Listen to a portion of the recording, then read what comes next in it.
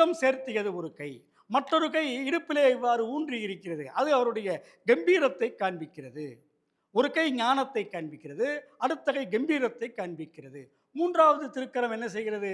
நலம் பெறு கலிங்கத்து குரங்கின் மிசை அசையது ஒரு கை. மற்றொரு திருக்கையானது அவருடைய செந்நிற ஆடையால் அலங்கரிக்கப்பட்ட தொடையிலே அந்த ஆடையை சரி செய்தபடி இருக்கிறது. அது நளினத்தை காட்டுகிறது. 4வதாக ஒரு கை அங்குசம் கடாவ ஒரு கை. அங்குசம் என்றால் யானை. யானையை விரைவாக செலுத்த வேண்டும் அல்லவா? அவரது வாகனமாகிய யானையை.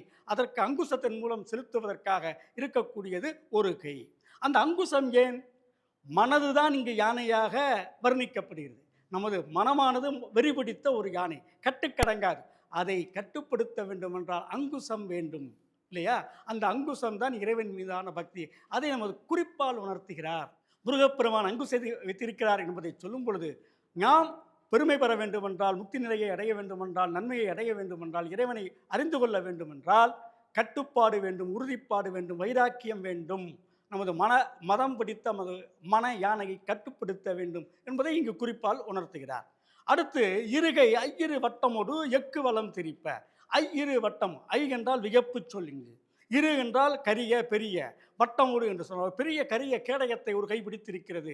அது டிஃபென்ஸ். மற்றொரு கை வளமாக வள இடவளமாக அந்த வேலை பிடித்து சுழற்றிக் கொண்டிருக்கிறது. அது அஃபென்ஸ். ஆக பக்தர்களை காப்பாற்றுவதற்காக, நல்லோரை காப்பாற்றுவதற்காக இறைவன் ஒருபுறம் அதை தாங்கி எதிரிகளிடமிருந்து தாங்கி பிடிப்பதற்காக, பாதுகாப்பதற்காக ஒரு கேடயத்தையும், பாதுகாப்பு கேடயத்தையும், மற்றொரு கையிலே எதிரிகளை, தீயவர்களை அழிப்பதற்காக வேலையும் பிடித்துக் கொண்டிருக்கிறார் என்று சொல்கிறார் நக்கீரர்.